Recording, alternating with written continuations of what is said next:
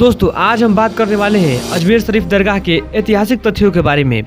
कौन थे ख्वाजा मोइनुद्दीन चिश्ती, वो भारत कब आए, उनकी लोकप्रियता कैसे बढ़ी, मुगलों ने अजमेर जाना कब से शुरू किया, इत्यादि मुद्दों पर चर्चा करते हैं।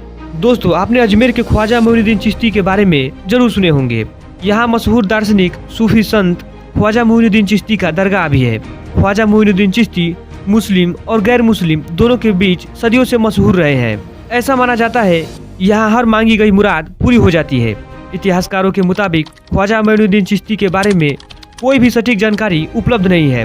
परंपरागत मान्यताओं के मुताबिक ख्वाजा मोइनुद्दीन चिश्ती का जन्म 1141 ईस्वी के आसपास ईरान के एक शहर सिस्तान में हुआ था।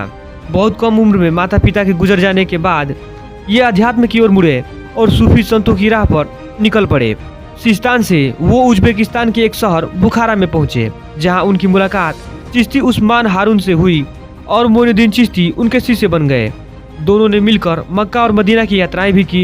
इतिहासकारों के मुताबिक यात्रा के दौरान मोइनुद्दीन चिश्ती को रात में सोते समय एक ख्वाब आया, जिस ख्वाब में मोइनुद्दीन चिश्ती की जियारत प्रोफेट मोहम्मद सल्लल्लाहु अलैहि वसल्लम से हुई, जिसमें प्रोफेट मोहम्मद मोइनुद्दीन चिश्ती को भारत की यात्रा के लिए कहते हैं। यहाँ से मोइनुद्दीन चिश्ती की हिंदुस्तान की यात्रा शुरू होती है। 12वीं सेंचुरी के आसपास वो दिल्ली आते हैं और फिर अजमेर जाते हैं। अजमेर में उनके प्रति गरीबों और असहायों के प्रति दया के भाव को देखकर उन्हें गरीब नवाज कहा गया। गरीब नवाज यानी गरीबों के मसीहा। उस जमाने में गरीब नवाज दिल्ली से अजमेर तक बहुत प्रसिद्ध हुए। 1236 में उनकी वफात हुई। उनका मकबरा अजमेर में बनाया गया। इनका मकबरा पहले एक छोटा सा स्ट्रक्चर हुआ करता था। बढ़ते समय के साथ साथ अलग अलग लोगों ने यहाँ की इमारती तामीर में हिस्सा लेते गए और दरगाह बढ़ता गया, जिसमें एक नाम मालवा के सुल्तान मोहम्मद खिलजी का भी आता है। सुल्तान ने यहाँ एक मस्जिद भी बनवाई और दरगाह के स्ट्रक्चर को बड़ा आकार दिया। दिल्ली के कई सुल्तानों का यहाँ आना जाना लगा रहता था। अजमेर दरगाह की लोकप्रियता शिखर पर तब पहुंची जब भारत में मुगल काल का दौर आया। 16वीं सेंचुरी की बात है।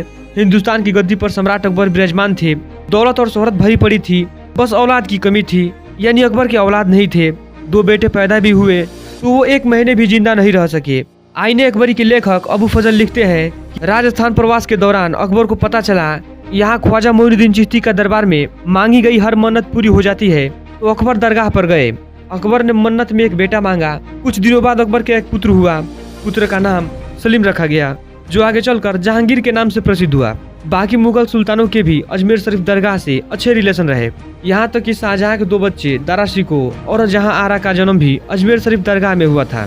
जहां आरा ख्वाजा मोइनुद्दीन चिश्ती को बहुत मानती थी। वो ख्वाजा मोइनुद्दीन चिश्ती पर एक किताब भी लिखी थी। मुगलों के अलावा दूसरे राजघराने यानी मोहम्मद बिन तुगलक, शेर शाह सूरी, यहाँ तक कि हैदराबाद के शाही निजाम का भी दरगाह से अच्छे रिलेशन थे।